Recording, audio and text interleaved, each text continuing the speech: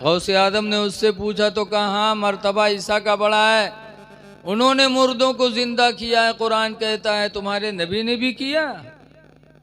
तब गौसे आदम की शान देखो, फरमाते हैं तुम मेरे नबी की बात करते हो, मेरे नबी ने जिंदा किया कि नहीं किया? मैं उनका एक छोटा उम्मती हूँ, मैं सहाबी भी नहीं हूँ, मैं उनका एक छोटा उम्मती हूँ।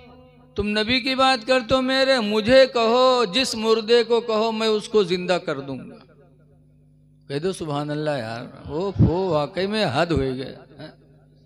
का कसमें खाए का आए हो कहा तुम लोग यार, नबी की बात न करो, मैं अपने नबी का अदना उम्मती हूँ, मुझे ले चलो, जिस मुर्दे को कहो मैं जिंदा करूंगा। कहा अच्छा आप जिंदा करोगी? कहा हाँ। कहा चलो, कब्रस्तान लेके गए। अच्छा ये बताओ, कलवापुर के कब्रस्तान में हमका ले जाओ, हमसे पूछो की कबर हो, की कबर हो, हम बताए पे बे। हमरे खन्नापुर हम तुम चले जाओ तो तुम ना बताए पे। लेकिन अपने गांव में कुछ लोगों को पता रहता है कि ये फलां की कबर है, फलां की कबर। गौसे आदम काफी लंबे शहर में गए थे।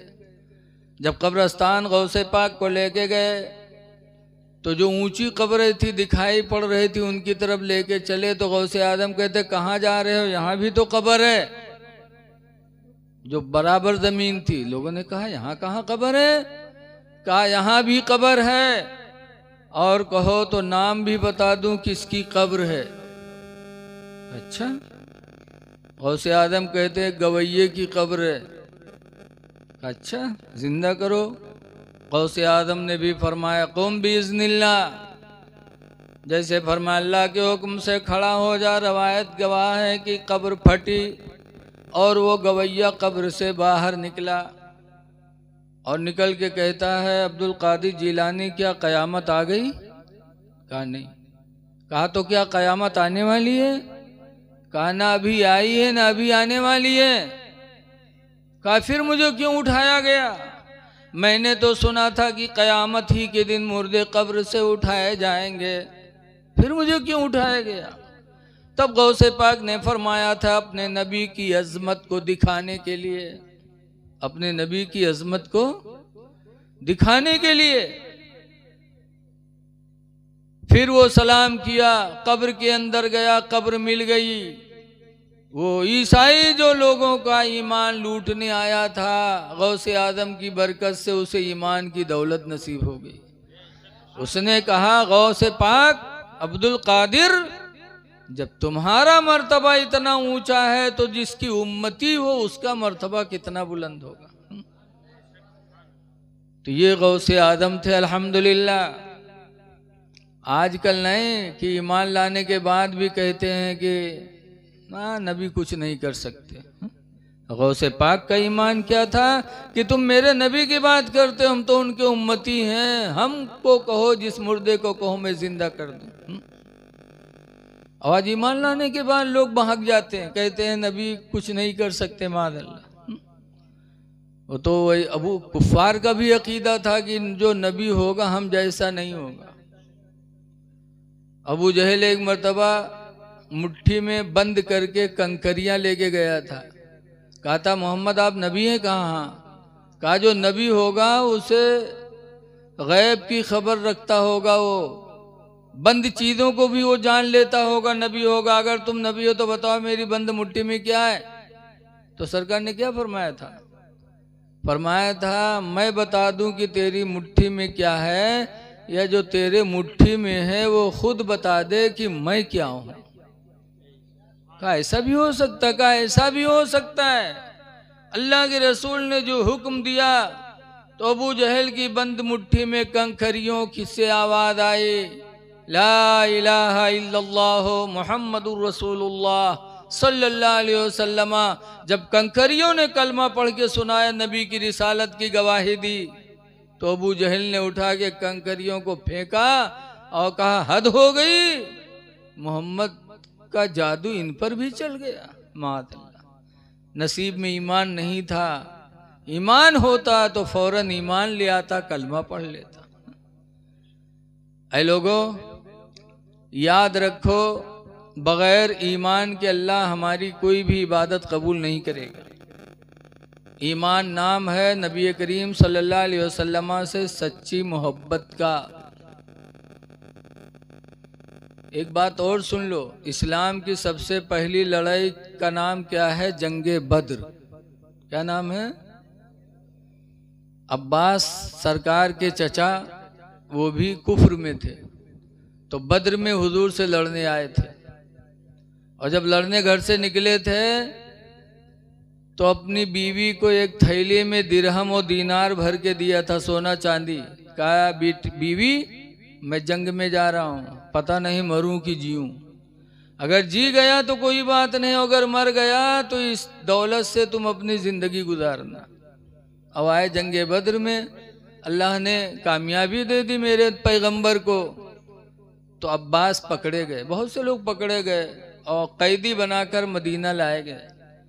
तो सरकार ने फरमाया, चचा अब्बास फिदिया दे दो, छुटकारा ले लो। कहा, बेटा मेरे पास तो कुछ है भी नहीं भतीजे, जानते हो मैं गरीब आदमी हूँ, कंगाल हूँ, मेरे पास कुछ नहीं है। कहा, तो पास में कुछ नहीं, घर से मंगा के दे दो। कहा, बेटा ये भी जानते हो मैं गरीब आदमी, मेरे घर में भी कुछ नहीं है। तो हुजूर ने फरमाया, चचा अभी तो तुम दिरहमो दीनार सोना चांदी की थैली भरी हुई अपनी बीवी को देकर आए थे, वो थैली क्या हुई? उस जमाने में कोई इंटरनेट थोड़ो रहा है, न मोबाइल था। अब्बास सुन करके कांपने लगे कि रात की तारीकी में हमने अपनी बीवी को थैली दिया था और ये मदीने में रह करके सब कुछ बता रहे हैं, मेरी बीवी के सिवा कोई नहीं जानता, लेकिन मदीने में रहकर इन्हें सब चीज़ों की खबर है। तो हजरत अब्बास ने कहा था, मोहम्मद खुदा की कसम ये बात किसी को मैंने बताई नहीं, तुम मदीने में बैठकर खबर दे रहे हो। खुदा की कसम नबी वही होगा जो गैब की खबरें बताएगा। मैं गवाही देता हूँ, अशहदु अल्ला इलाहा इल्लल्लाह, मैं गवाही देता हूँ कि अल्लाह के सिवा कोई इबादत के लायक नहीं, व अन्ना मुहम्मदन अब्दुहु व रसूलुहु, और मैं गवाही देता हूँ कि मोहम्मद अल्लाह के बंदे और उनके रसूल हैं।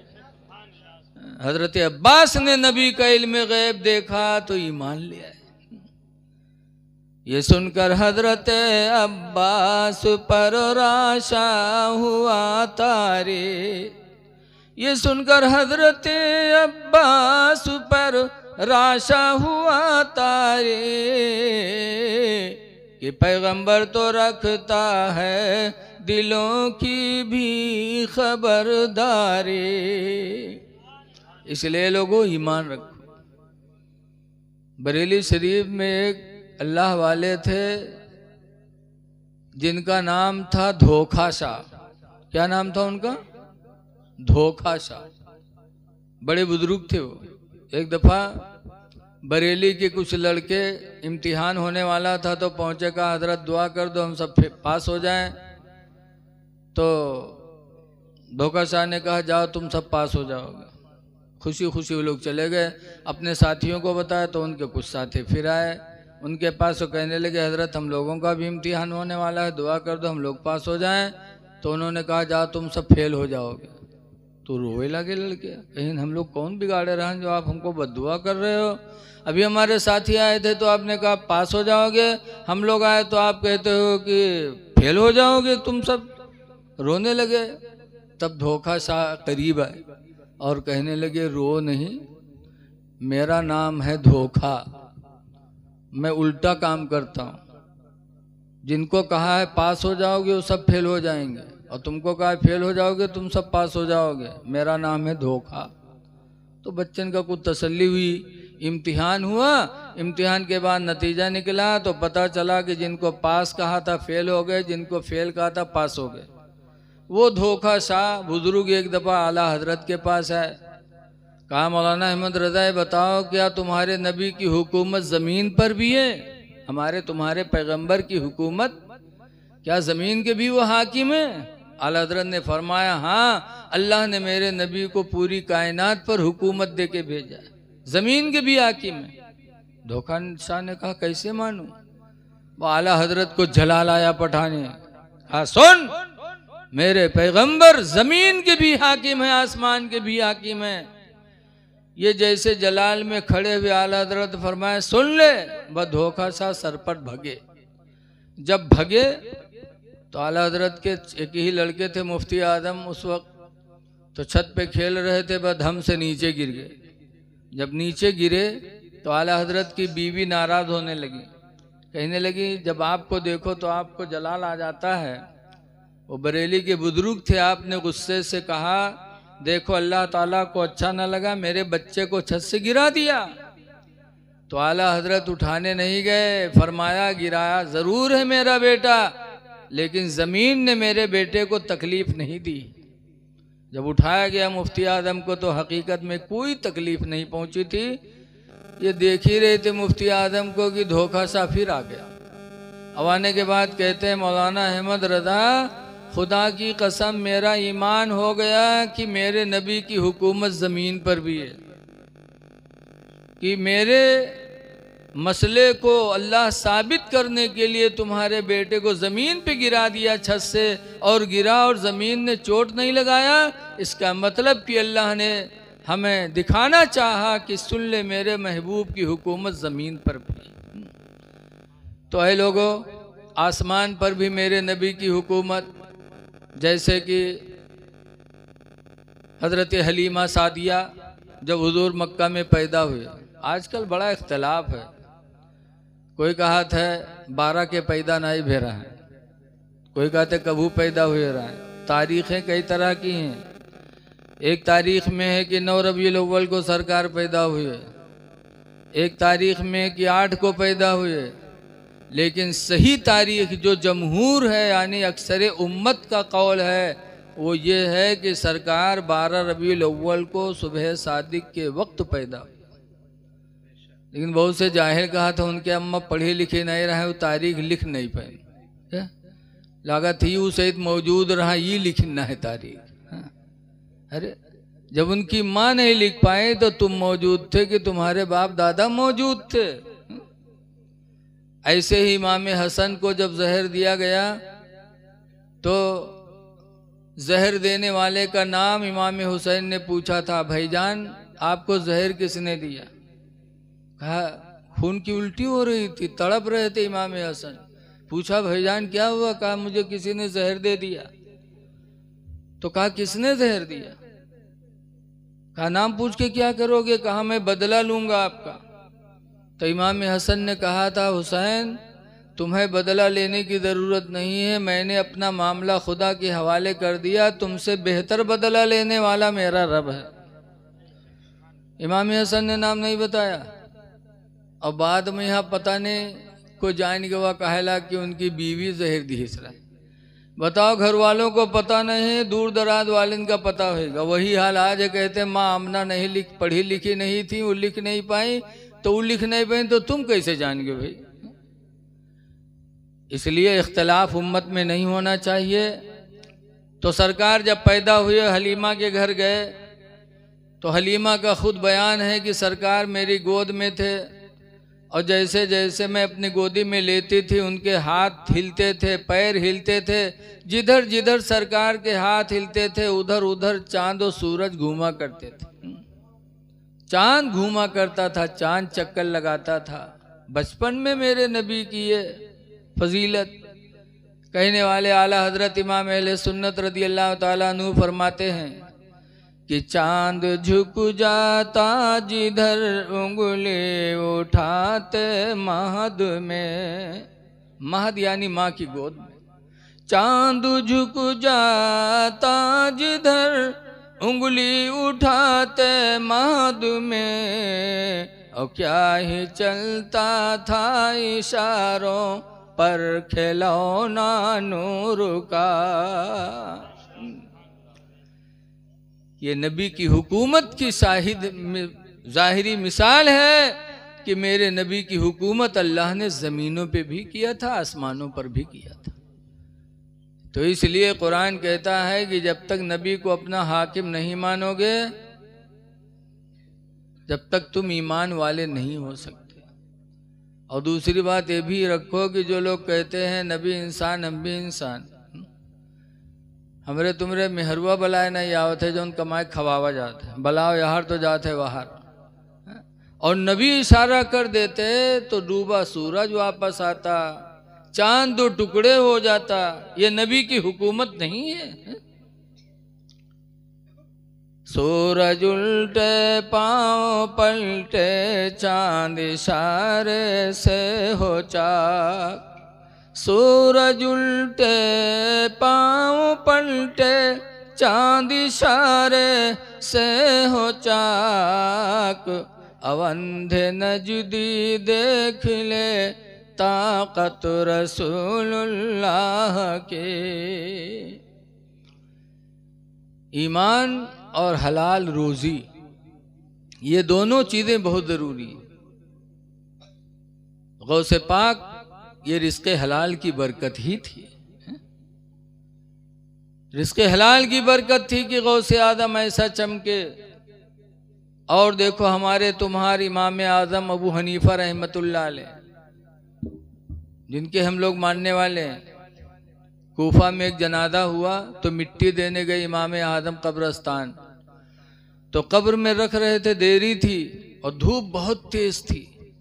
तो कब्रस्तान के किनारे एक मकान बना था, उसकी दीवार के साए में कुछ लोग बैठ गए। इमाम आज़म धूप में खड़े रहे। लोगों ने कहा धूप बहुत तेज है, आ जाइए दीवार के साए में बैठ जाइए।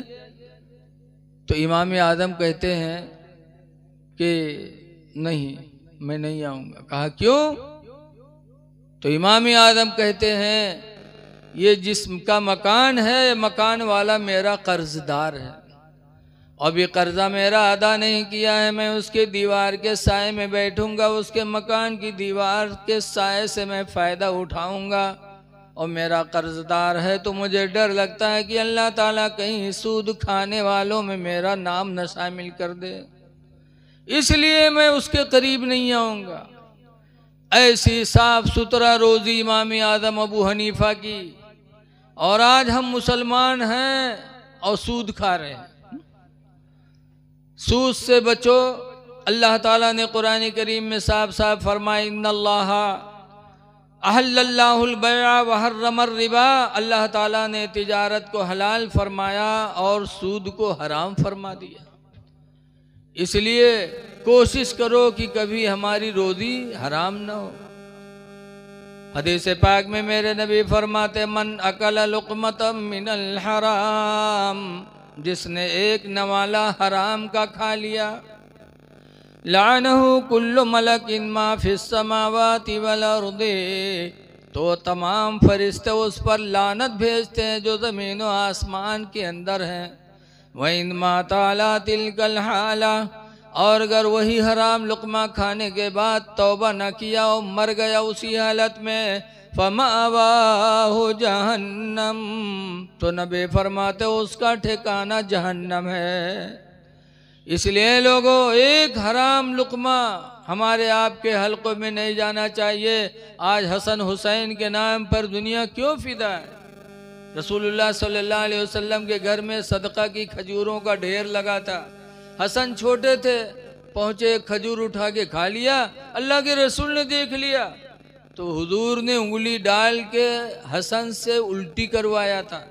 फरमाया था, बेटा ये सदका की खजूरें हैं और सदका अहले बैत के लिए, हम सैयद, हम लोगों के लिए जायज़ नहीं है खाना। उल्टी करवा दिया था, खजूर का अंदर जाना गवारा न किया था। ये हलाल रोज़ी की बरकत थी कि हसन हुसैन को अल्लाह ने इतना दर्जा अता फरमा दिया। इसलिए रोज़ी भी हलाल हो और ईमान अपना खरा हो, फिर इंशाअल्लाह हमारी नमाजों में भी लुत्फ आएगा। आज बहुत से नमाज पढ़ा था, नमाज माँ गई हैं, पढ़ी है नमाज, अल्लाह जाने कीका काका सोची हैं। ये क्यों? जो ये नमाज पढ़ी है और नमाज में यहाँ नेतो बांधे रही हैं और पूरी मस्जिद के मुआयनों किया करी है, को आवा को ना या पढ़ा किया। ये सिर्फ हलाल रोज़ी न खाने की वजह है कि नमाजों में हमारा दिल नहीं लगता। इसलिए रिज़्क़े हलाल खाने की कोशिश करो। हिंदुस्तान के बादशाह हज़रत औरंगज़ेब आलमगीर बादशाह थे। आज अगर कोई प्रधान हो जाते तो गाँव घर भर वही में लाग जाते, घर भर वही में जुटे रहते, कहते मौका ही नहीं हो, घर भर खातों खुल जाते। और ये हजरत औरंगजेब आलमगीर हिंदुस्तान के बादशाह थे, लेकिन हुकूमत से कुछ नहीं लेते थे। रात होती थी तो रात में औरंगजेब आलमगीर किताबत करते थे, किताबत। अब तो किताबत का टाइम कम हो गया, वरना इससे पहले किताबत का बड़ा मामला होता था। रात में किताबत करते थे, उसी से 2 रुपया रात में पाते थे, तो उसी से अपना खर्च चलाते थे, अपने घर का खर्च चलाते थे। हमारे बुजुर्गों ने रिस्क हलाल पर बहुत तवज्जो दी है, इसलिए हलाल रोजी खाओ, किसी को धोखा न दो। धोखा देने वाला जन्नत में नहीं जा सकता। अब आओ नबी करीम सल्लल्लाहु अलैहि वसल्लम की उसवे हसना को कुछ सुन लो। आज हम आशिक रसूल बने, लेकिन नबी के उसूल को अपनाने के बाद नबी के आशिक कैसे थे। एक सहाबी हैं जिनका नाम है हजरत खुबैब रदी अल्लाह अन्हु। हजरत